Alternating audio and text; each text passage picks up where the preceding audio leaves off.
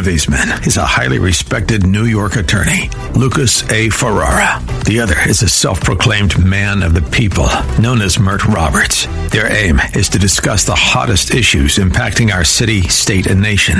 Fasten your seatbelts. Shake It Off with Mert and Lucas, live, starts now on AM 970. The Answer. What is the name of that one, Alex? All right, I don't know if this is grammarly correct, but They All Lies by Junior Foundation. Well, that's They All Lies. Yeah, that's the name. Talk about lies. Did you hear what they did at the Smithsonian, Mert? It's really bad, in my humble opinion. It borders on absurd. You ready? They took Benjamin Franklin, the man who flew a kite in a thunderstorm, who invented bifocals, charted the Gulf Stream, helped write the Declaration of Independence, and basically invented the American self-made man. And they floated the idea that he might have been electrocuting his slaves for science experiments. Disgusting, Mert. No evidence, just a suggestion. No evidence that he was electrocuting his slaves, Mert. About a few weeks ago. When that type of stuff comes up, you got to understand this. There's always new diaries, evidence being found. Until we find out all the evidence and all the reasoning for this, you're okay you got to with be electrocution? careful. You're okay. Look, there was no evidence, none, no journals, no nothing. And in fact, a few weeks ago, the director of the Smithsonian's National Museum sat in front of Congress, got asked if she had any regrets about the exhibit because there wasn't any evidence. And she said, on the record, I don't have any regrets. Mert, no regrets. On the 250th birthday of the United States, and they decide to play with history without any evidence whatsoever to suggest that Benjamin Franklin electrocuted his slaves in the well, this is what our last guest was talking about, and I agree with him. Where that little 20% that you can't sway or that you have to sway, you got to go to the extreme. So this is what you create in this country. Donald Trump has been a big beneficiary of this, where you say extreme stuff like Obama is not a citizen, and you get popularity off that type of nonsense. So this is right in line with all of that type of stuff. Right, but when it comes to citizenship, there was some question about that. There was no question until somebody made up this just hypocrisy and this just nonsense, and now we want to try to say, well, why are they doing it? It's hypocritical. Everybody's jumping in on the bandwagon, on the train, and having fun. Let's just say the most extreme stuff. You don't make up history, Mert. We're talking. Yes, you do. The birth certificate is a different issue. This is history and rewriting history without any factual basis or evidentiary basis whatsoever. You're okay with that? There was no evidence that said, hey, maybe he wasn't a citizen of the United States. That was all made up. No, focus it's the on same Franklin. thing. Let's focus on Franklin. No. That's what you're doing because you don't want me to give a good argument. See, if you try to restrict me, then I can't give a good argument. We're talking about history, whether somebody was born in America or was it's history, because Obama different. at that time was in his 50s, so it would have been history if we go back 50 years and try to discover where he was born. There was some reluctance to show his birth certificate, and eventually he did. Case closed. There's no evidence that Franklin. There is no evidence that Franklin electrocuted slaves in the interest of science, Mert. This is completely different. You cannot make it. It's not completely different. You're just trying not to see the other side, which is understandable. I understand why you'd want to do that, but it is the same thing because we're talking about nonsense and extreme theories. Conspiracy theories. This falls right in line with all of that. Okay? So if you want to talk about, well, we're going in history. But a museum should not engage in this kind of game playing, Mert. You would say a presidential candidate shouldn't engage in that type of That's stuff. That's politics. Well. Politics, they play games, and you know it. They stretch the truth. That's different. Wait a We're minute talking now. about museums. Okay? There's been a bunch of movements out there to get rid of monuments, to put the monuments back up. So politics is intermingled with all of this stuff. opinions are intermingled within all this stuff. It shouldn't be, right? Isn't that what we're talking about? Shouldn't politics be outside of this? In other words, look, the guy was known, the exhibit was called The Electric Dr. Franklin, and it looked at Benjamin Franklin experiments with electricity. That's fair enough, because Franklin, according to history, was obsessed with this stuff. But the museum went further. It noted that sometimes researchers use people as conductors to see how far an electrical charge would travel. And Franklin Well, you can probably prove that. Well, wait. He wrote about taking shocks himself and using family and friends. So that's what he wrote. Then the museum added this line: indentured servants and enslaved people, quote, could also have been used, although we may never know for certain. So it makes logical sense. How is that helpful? It makes logical sense to say, if he was shocking himself and his friends and family, why wouldn't he shock a slave or indentured servant, however you want to put it? Nothing. Why would there's that no be outside evidence of the question? that he did that. So why manufacture it, Mert? You seem to be okay with revisionist history.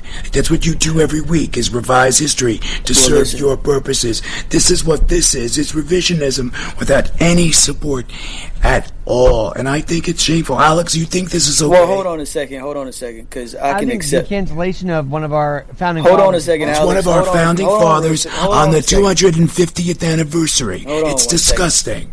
Because you know what? I'm hurt sometimes when you call me names like that. It really hurts old Mert's feelings. You're calling me all kind of names. A revisionist. You're making me sad over here. You found offensive? You certainly do revise history when it's convenient. That hurts my feelings when you call me stuff like that. But I'm going to say this. I'm not revising history. I'm saying it's a logical conclusion if you want to go in that direction. There are a lot of logical conclusions, right? Maybe he liked shocking his wife. But if there's no support for it, why would you make stuff up? Because it's creative license. It was an art exhibit. There shouldn't be creative license when it comes to a museum.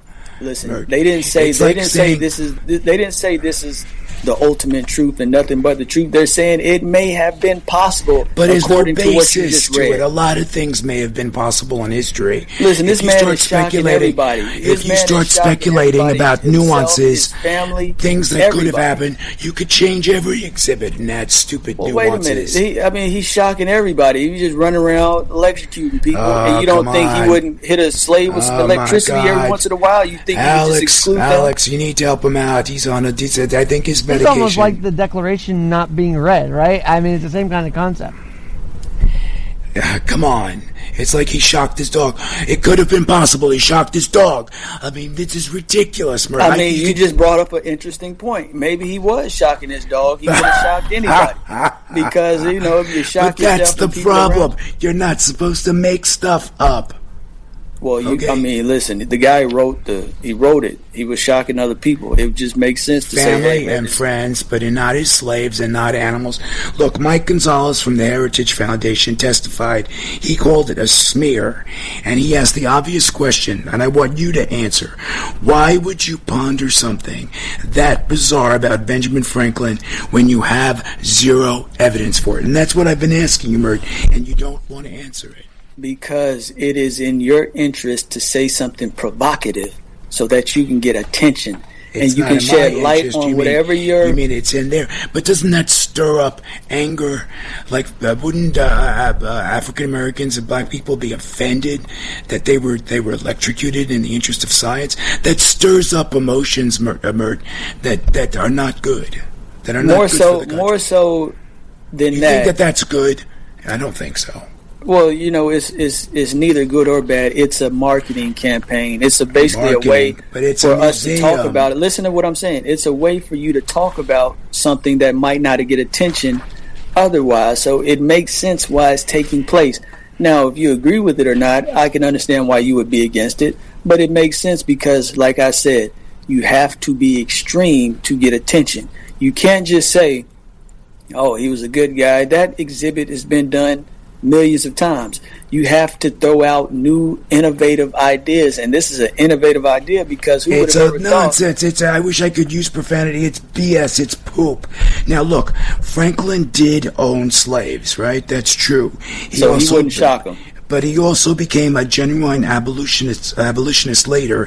He petitioned Congress against slavery, and a serious museum can hold both of those facts at once.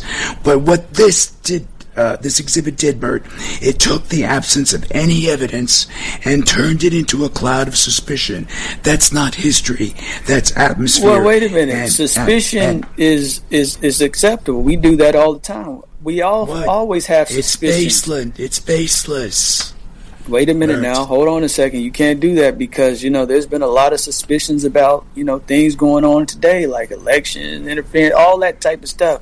We have suspicions, and then you have to conduct an investigation. So what you should be calling for is an investigation to verify if these claims are true or not. They can probably have somebody who can read through all the historical text. And until it was verified, Bert, they should not have included it in the exhibit. Right. Well, if you don't come up with a hypothesis, maybe somebody wouldn't look into it. Maybe this person was saying, you know what, maybe we should try to look into this. He's shocking everybody. Maybe he's shocking his slaves too. Whatever vitamin you're on, you get off it. Alex, can you help me out here? Be the voice of reason, because he needs some help. To be Alex, okay. help him, Alex. He needs it. Oh my gosh! All right. Well, first of all, I think that them canceling this exhibit is just, as I said earlier, it doesn't make sense to me if we're honoring Franklin, and it does. What is there? No proof. I mean, it just. And Smithsonian's been under fire lately, by the way, on a lot of things. So this is not surprising. They have become a little more leftist, I guess. Should a museum really have a say like that? I don't think so. There you go. So 2-1, you lose, Mert. Okay. The White House Domestic Policy Council released a report, Mert, 162 pages on July 4th, arguing that the National Museum of American History ideologically captured. So Alex is right. The core complaint is this: there is no major permanent exhibit dedicated to the founding era. Okay, to George Washington, no exhibit. To Thomas Jefferson, no exhibit. To the Continental Congress, no exhibit. Or to the Revolution itself. The founders tend to appear mainly through the lens of slavery or other sins. That's not a small omission on the 200th anniversary of our country, Mert. That's not the prism that we should be looking at our founding fathers or the founding of our country. Listen, don't go to the museum then. I mean, there's plenty of other places you can go where you can get a glorious view of all these historical figures that you would like to be represented. But if you don't agree with the way the Smithsonian is doing things or whatever other... It's problematic. It's problematic. Whatever other institute you're talking about, how they're doing things, then you just do what most Americans do. You go to the next place. Where they have a McDonald's, they have a Burger King.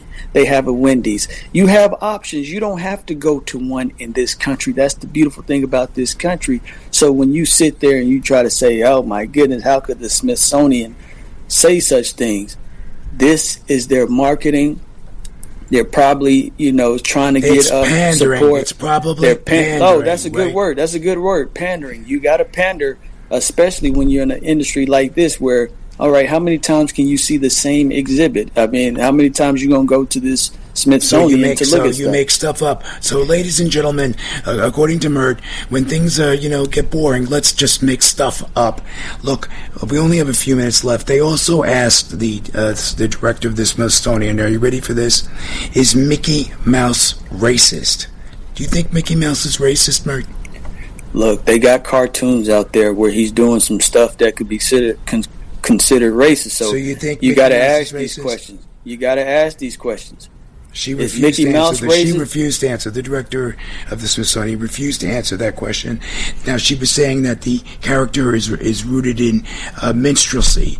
And for our listeners, minstrelsy is a term for the 19th and early 20th century minstrel show tradition in which performers in blackface acted out grotesque mocking caricatures of black people. It was a terrible part of our history. But Mickey Mouse racist? Really? Listen, if he was participating, if the character was participating in those type of scenes and those type of cartoons, then it is a logical question to ask, Was the Let me ask character you, Mickey Mouse a racist one? Do you think Mickey Mouse mocks black people? Is he afraid? Well, he doesn't do it, not today, but there might have been a point in history where it would have been acceptable, because there are plenty of cartoons out there that mock not only black people, but they mock the Irish, they mock the Asians. Right, but she would not answer the question whether Mickey Mouse is racist. I'm answering the question now. I don't care what she didn't want to do. You asked me, so I'm answering. So you're saying it is or is not? Is he racist or not? I'm saying if he has a cartoon out there, then that cartoon couldn't be considered racist. But if you watch Disney today, you would not consider that form or that version of Mickey Mouse to be racist. So you're not going to pin me down like you're trying to put me in a box here, and I won't let you do it. I'm going to kick that box down because I'm smart enough to be able to understand there are nuances to these conversations. So you're not going to try to pin me down and get me to say that somebody or a character that a lot of people admire and go to Disney World just to see every year, of all races, people of all races go to Disneyland to see this character. You're not going to get me to say that character is all right and everything about it is racist. No. He may have had cartoons where he appeared to be racist. And we can all understand that. It is not a hard concept to understand. But good try, Mr. Ferrara. Come on. National museums are not private art galleries. They are public institutions. They receive serious federal money. No, that was for Lucas. They shape how millions of kids, tourists, families encounter the American story. And when those institutions decide that the primary job is to make stuff up, to deconstruct or to revive, something is fundamentally a foul. It's just wrong. It's just not right, Murder. And I'm surprised that you're okay with that. I know you're surprised because you're trying to trap me and run me into a corner where I'm going to come out and say Mickey Mouse is the worst thing of all time. But I'm saying he might have had cartoons where he could have been depicted as being a racist character. There's nothing wrong with that because we progressed from those days. You won't see that now, but history, there's been plenty of cartoons, Mickey Mouse, Bugs Bunny, where they've done questionable things. And that was how it was back then. It's not like that now, but it was how it was in the 50s. But she refused to answer the question. See, at least you're saying not now. She wouldn't answer the question. And that, I think, is part of the problem. Think about the kind of story, Mert, you want to tell our children, our grandchildren, the next generation. This kind of history, this manufactured history, can't be it. Listen, it's not the children that you have to worry about. It's the reason why they're trying to talk about this stuff in the first place. They are trying to get support from people who are adults today. They're not speaking to the children. And I think they're stirring up trouble too, okay? To say that slaves were electrocuted, I don't think stirs up great emotions, okay? But what is great is that you're listening to episode 108 of Shake It Off with Mert and Lucas Live. This is Lucas Ferrara, and with me in the studio at AM 970 in the heart of the financial district is my co-host, Mert Roberts, who apparently thinks it's okay to make up history, affectionately known as the Murdinator. Working the board is Alex Garrett. He's got a 5-star rated podcast, One Leg Up with Alex Garrett. Check it out. And of course, let's not forget Ashley Ferrante, who's back in Master Control. Now, when we come back, we'll be joined by Dave Rossi. He's a Silicon Valley entrepreneur and a best-selling author and advocate for conscious leadership and men's mental health. After building million-dollar companies through relentless drive and the classic alpha mindset, his new book, Alphas Die Early, challenges the traditional alpha model of dominance and performance at all costs. So it's going to be an interesting segment you don't want to miss. I, along with Mert, Alex, and all of us at AM 970, will return after these quick messages. We've got to slip into a quick commercial break, but don't wander too far. We'll come back right after these messages.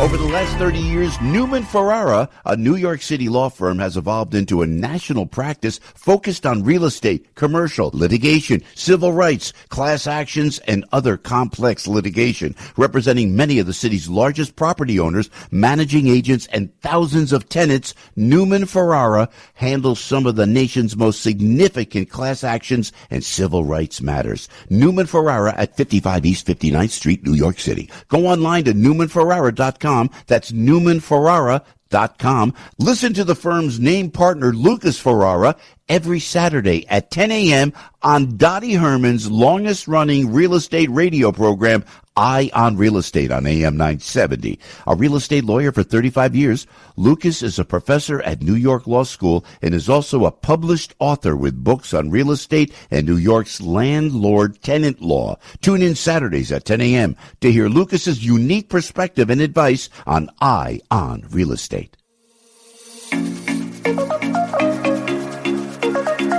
Eric Comfort Shoes in Williston Park, Long Island is having their 4th of July and summer sale. Fabulous summer shoes just arrived, all sizes, widths AA through extra wide and extra wide. Their award-winning outdoor collection and largest selection just arrived. Shoes from over 70 brands like New Balance, Hoka One, and Brooks Sneakers, Mephisto, Bionic, Echo, Rockport, Merrill, SAS, Ara, Naote, Clark's, Florsheim, Johnston & Murphy, Piccolinos, Monroe, Art Trex, Spring Step, and many, many more. All sandals are up to 60% off. Go to ericcomfortshoes.com or visit their flagship store at 426 Hillside Avenue in Williston Park, Long Island, just west of Willis Ave. Use coupon code and visit our clearance rack in our website for extra savings. Eric Comfort Shoes, the home of the world's finest footwear.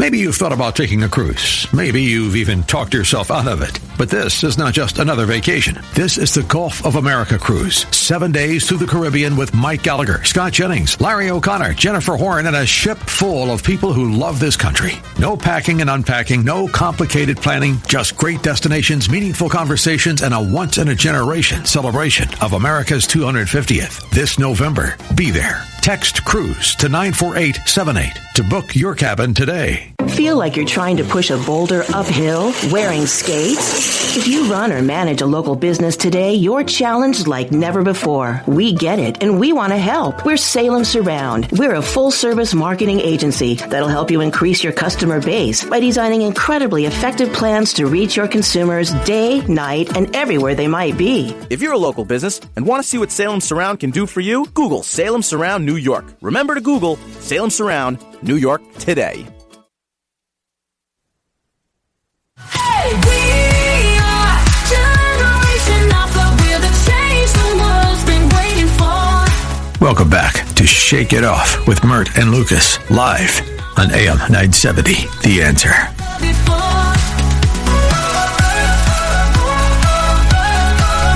Hey, Alex, what's the name of that one? Oh, sorry, I need a second to bob my head because I love this song. It's called Gen Alpha by the Orient Vibe.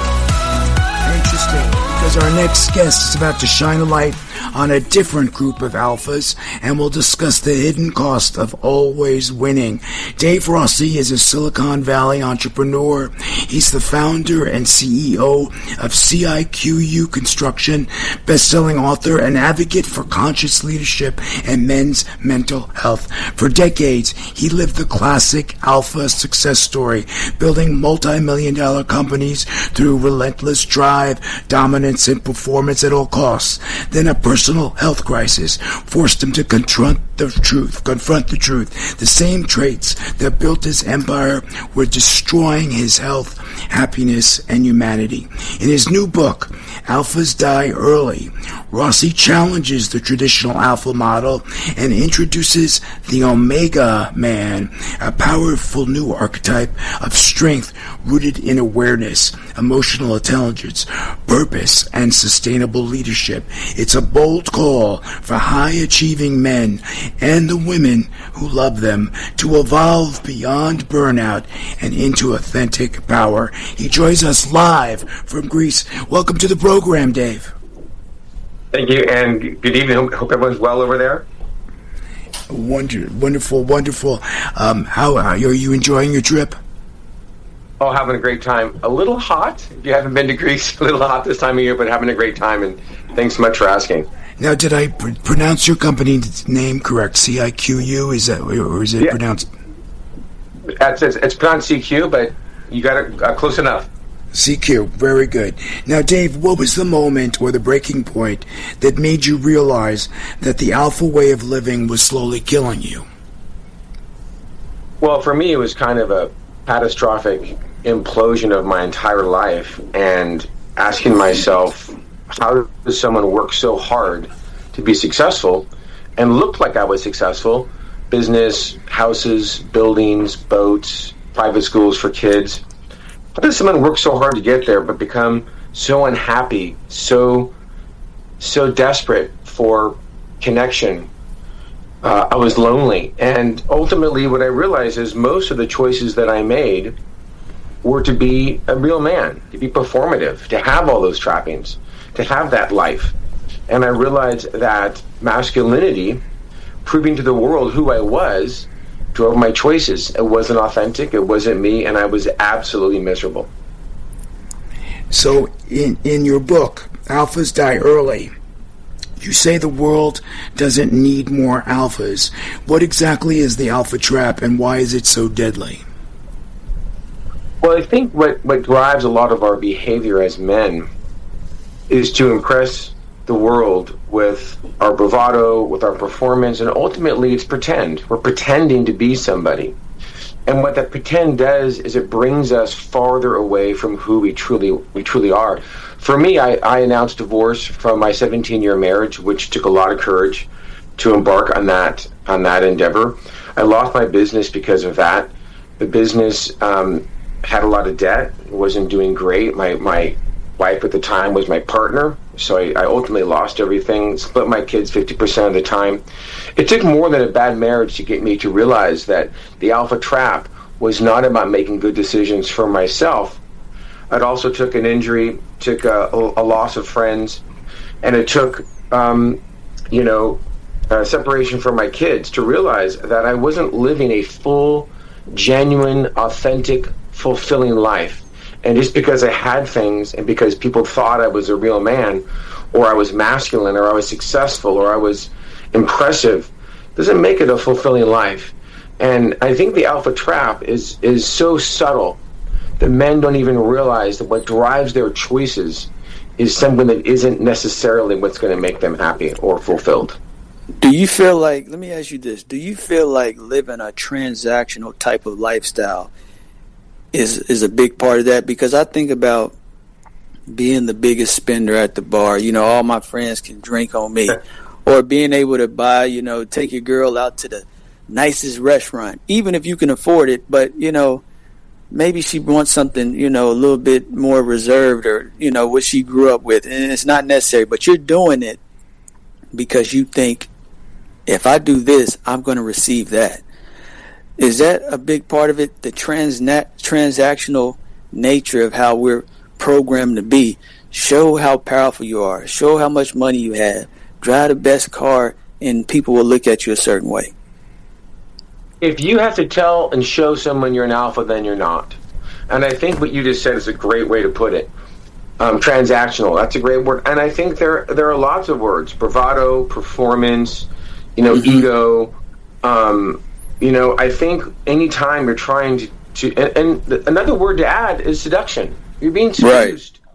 That there's a promised benefit for the way you behave has a result that's going to benefit your life.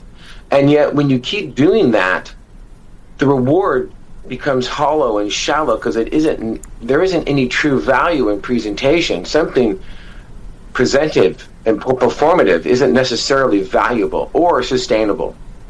Well, the question I'm interested in is, were you a good version of that type of alpha male? Were you like one of the best at being that type of alpha? Oh, for sure.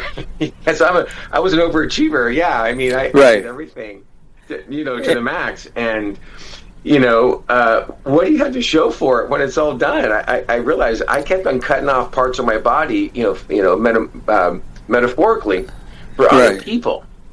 And it wasn't for myself. I wasn't building a true empire built on a stable ground of authentic behavior that was intrinsic to who I was. I was departed. You know what I mean?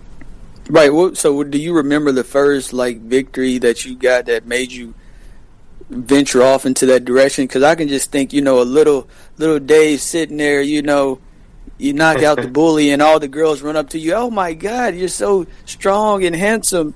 And then you're like, wait a minute, I can do all this masculine, aggressive, and alpha stuff, and people will reward me for it. So do you have a first victory that you can speak of that probably shifted you down that path? Well, I think announcing divorce was probably the biggest. I hurt my back. I was supposed to have back surgery in the midst of this really rough marriage and this big business. And I remember scheduling surgery, thinking I gotta get in shape so when the surgery is over, I can get back on my feet and bail water out of this company. And I realized I don't even like this. I don't even like this company. But I don't even like my wife. I'm about to have back surgery, and I don't like my life. And I heard this quote from Wayne Dyer. It was about the book of Ivan Illich by Leo Tolstoy. And he wanted to be a musician his whole life. And he became a judge, and he did what everyone suggested. He played that transactional game that you talked about. He played the life of being the big shot like I was trying to be. A big construction company, 40 employees, $40 million a year. And he lived that same life that everybody else wanted him to do. And he always wanted to be a musician. And on his deathbed, literally he's dying, and he's talking to his kids and his family, and he said, what if I lived my whole life wrong? What if I should have been a musician? Right. And it hit me in the head I got on the wrong train. My train went the wrong direction. And now but what I was asking you is, what was the first thing that made you want to get on that train? Well, I think it was a slow build. I think it was a slow build, but even to hear those words that what if I lived my whole life wrong, realizing that I was the big victory, coming to grips that all of the things that I had done, all the effort, all the building, all the businesses, all of the success and the boat buying and the house buying and all this stuff didn't make me happy. And I said to myself, I would leave all of this to find happiness. I'm so lonely. That realization that I'm on the wrong train was like a massive piano falling on my head. If I didn't have that, I wasn't able to go research and find a better life that was more authentic and find the things that I found that I really want to share with everybody else. I don't want to gatekeep anything. I want to help the world become more authentic for their own success and their own happiness. We have 2 minutes before a commercial break, my friend, and of course you're coming back after the commercials, but you introduced the concept of the Omega Man. How is Omega different from Alpha? Can you tell us the difference? Yeah, there's nothing wrong with being an alpha. There's nothing wrong with being anything. These are names that social scientists give patterns of behavior. And if being an alpha, if being big and powerful and authoritative is natural to you, that's fine. The Omega is that you're not pretending anymore. You stop pretending to be somebody. If you have to copy another man, if you have to look around the aisle and say, that guy's spending more at me at the bar than I got to spend more, Omega is the last time I'm suggesting that you do something for anything other than intrinsic, self-authentic value. It's about having the courage to be vulnerable when you need to, and having the strength to do and admit the things that you need to admit to yourself. It's about living strength inside instead of outside. And is it easy to make the transition? Because it sounds very hard, my friend. I wouldn't say that it's easy. I think there's a lot of time that you have to grab your gut and tell yourself, I don't really want to say this. Dave, we have to take a quick commercial break, but have no fear. Dave Rossi will be rejoining us after these messages. For more about Dave and his work, visit his website, Dave Rossi Global. That's Dave, R-O-S-S-I, global.com. And you'll find his book, Alphas Die Early, on Amazon, wherever books are sold. And we'll have the links on our website. Check it off live. Don't go away, because after this break, David Rossi will rejoin us to talk about his book, Alphas Die Early. He's going to talk about why why real strength begins when we stop performing, start waking up, and finally choose a version of success that doesn't cost us our souls. Over the last 30 years, Newman Ferrara, a New York City law firm, has evolved into a national practice focused on real estate, commercial, litigation, civil rights, class actions, and other complex litigation, representing many of the city's largest property owners, managing agents, and thousands of tenants. Newman Ferrara handles some of the nation's most significant class actions and civil rights matters. Newman Ferrara at 55 East 59th Street, New York City. Go online to newmanferrara.com. That's newmanferrara.com. Listen to the firm's name partner, Lucas Ferrara, every Saturday at 10 a.m. on Dottie Herman's longest-running real estate radio program, Eye on Real Estate on AM 970. A real estate lawyer for 35 years, Lucas is a professor at New York Law School and is also a published author with books on real estate and New York's landlord-tenant law. Tune in Saturdays at 10 a.m. to hear Lucas's unique perspective and advice on Eye on Real Estate. Foundations of Freedom, a look at America's founding principles and the leaders who shaped our nation. During the War for Independence, General George Washington, the man we refer to today as the father of our country, led American troops through military defeat after defeat. And in the bitter winter of 1777, he wrote this somber note to a friend in Philadelphia. Quote, "You might have tracked our army from White Marsh to Valley Forge by the blood on their feet," end of quote. Many soldiers continued to march through the deep snows of Pennsylvania without shoes. Others suffered from disease, hunger, and freezing conditions. Nearly 2,000 of Washington's men died. Yet George Washington did not lose faith. Amid the hardship, loss, and uncertainty of Valley Forge, he turned to God in prayer. At a time when our nation once again faces division and uncertainty, may we follow Washington's example, kneeling humbly, praying faithfully, and asking God to guide the future of America. Education versus squeeze. Big beneficial differences for you, meeting New York's only. Dr. Lederman's treated 40,000 cancer patients over decades, most happy and healthier. Elsewhere, many pushed with unwanted chemo, immunosurgery, incessant sales calls. Here, Dr. Lederman educates, informs. No pushing, big differences. With Dr. Lederman, 90% learn about their body never discussed elsewhere. With Dr. Lederman, 90% learn options not offered elsewhere. Who benefits? Those seeking cancer treatment. Consider your second opinion with New York's only. Dr. Lederman educates, informs, discusses all options, often hidden elsewhere. Never squeezes, big differences, most insurances, Medicare, Medicaid accepted, experience, education, options from Dr. Lederman, first in America with body radiosurgery. Meet Dr. Lederman if you wish. 1384 Broadway at 38th. Call 212-CHOICES, 212-CHOICES, New York's only.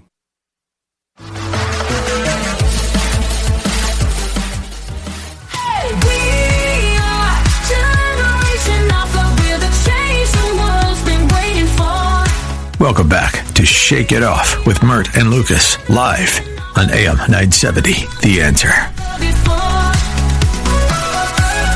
We are joined by Dave Rossi, Silicon Valley entrepreneur, CEO of CQ Construction, and author of Alphas Die Early, a powerful new book that challenges the traditional alpha model of success and introduces the Omega Man, strength rooted in awareness, emotional intelligence, and purpose, rather than dominance and burnout. He's back with us now to push the conversation forward.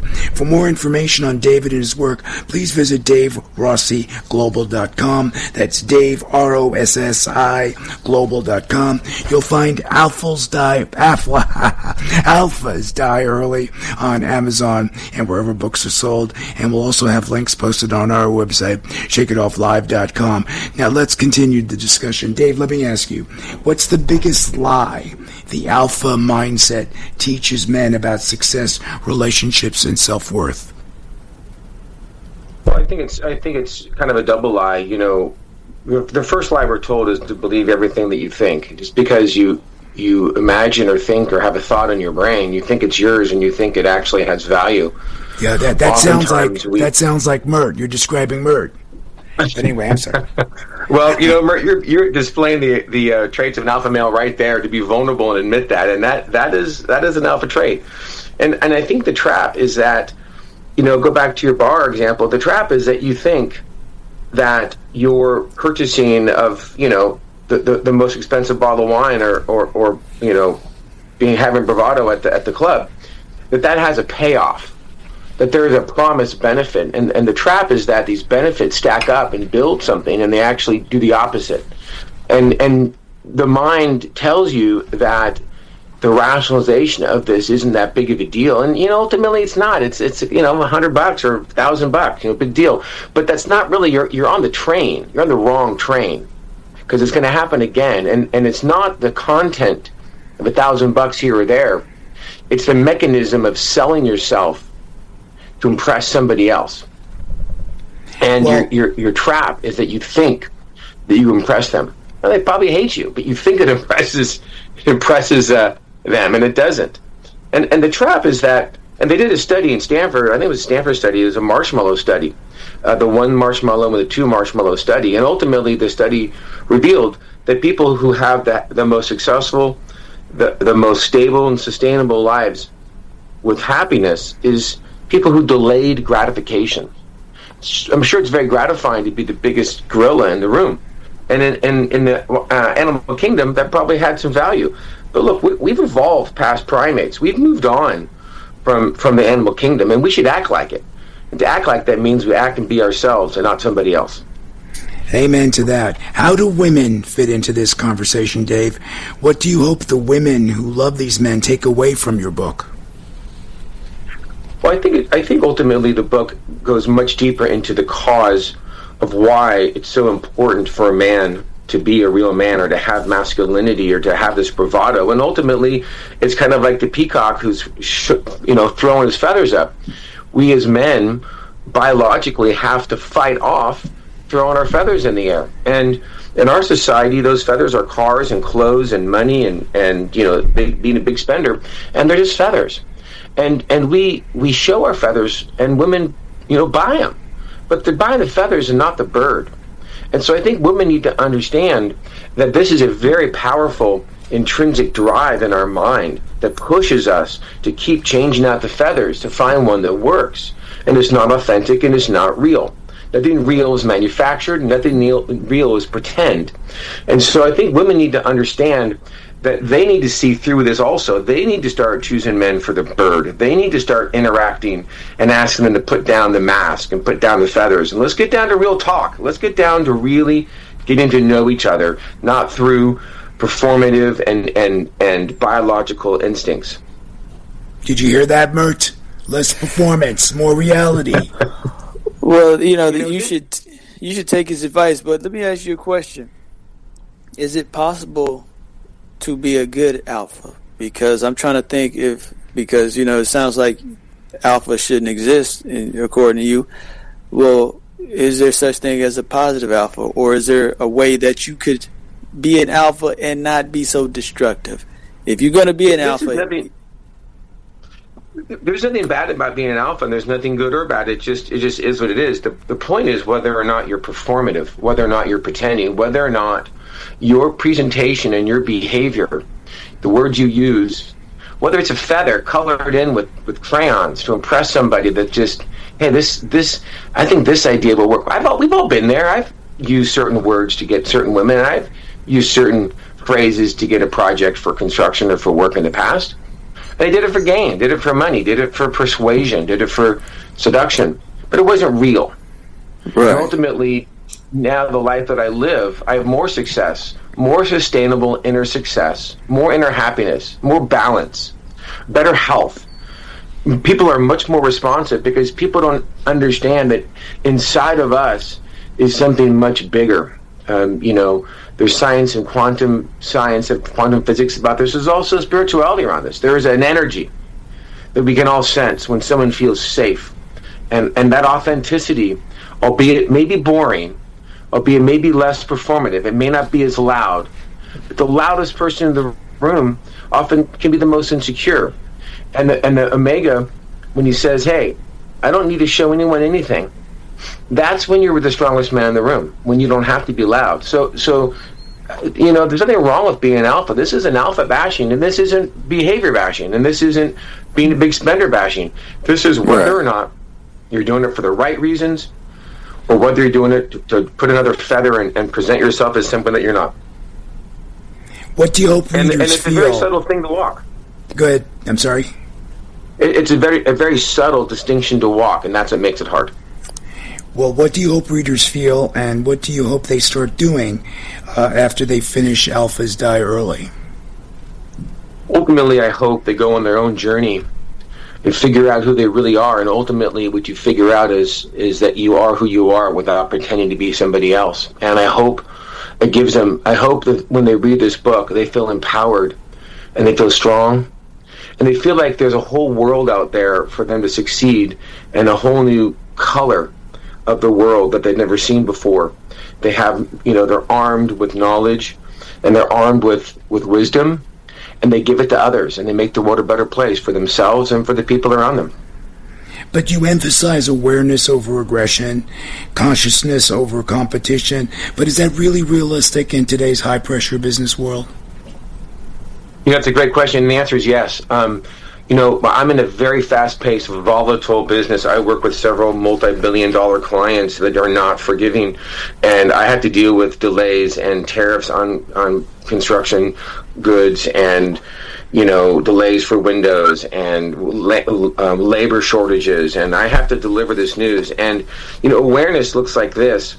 Instead of trying to manufacture an answer why my windows are 4 months late, what I do is I have compassion and deliver the news that I have to deliver without taking emotional toll on myself and obfuscating or curating the answer, and then have compassion for my client on why this happened and understand that they're going to be upset. Awareness is the awareness, the emotion, and fear is a very powerful emotion that drives a lot of behavior. The fear is that I won't be accepted. I'll be looked at as a failure if I have to deliver this bad news.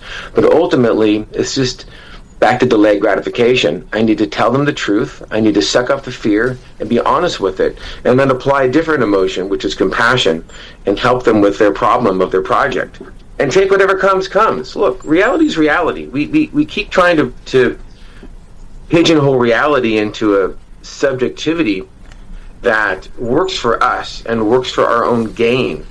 Subjective morality is ultimately making things up to fit my world isn't reality. That's just subjective principles and subjective values. And it is hard, and it is possible, but it is definitely hard. I'm not trying to say that it's easy, but it is better. You know what's hard, David, to tell you that we've run out of time. For more information about Dave and his work, please visit DaveRossiGlobal.com. That's Dave, ROSSI, Global.com. You'll find his book, Alphas Die Early, on Amazon and wherever books are sold. And we'll also have the links posted on our website, ShakeItOffLive.com. Dave, joining us live from Greece. We are so grateful that you spent time with us today. Hope you had fun.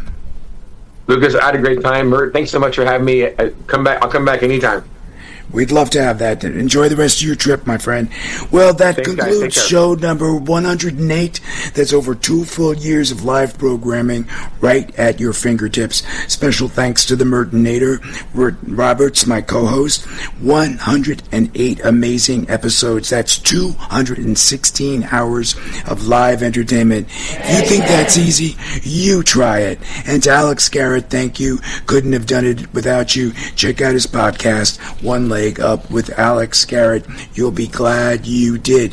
And to everyone behind the scenes at AM 970 Radio, Laura Schaefer, Matthew Samblin, Joe Sabilla, Frank Boltby, Ryan Pagano, Karen Fusaro, and of course, we love her back in Master Control, Ashley Ferrante. We love you. Thank you. Before we go, check out my movie streaming everywhere. Manor of Darkness, Eerie Time Loop Horror, now on Amazon, Google Play, and YouTube. The New York Times rated one of the top 5 movies you should stream.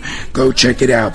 And if you're listening to us live on AM 970, next up is my favorite AM 970 show, after Dottie Herman's Eye on Real Estate, of course. And if you're a foodie, stay tuned for Culinary Confidential with Christina Gates coming up at 9 p.m.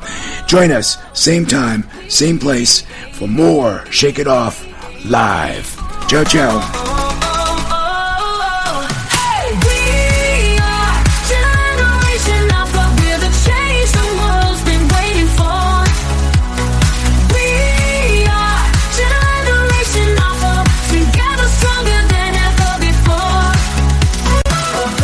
The preceding program is sponsored by Shake It Off Live, LLC.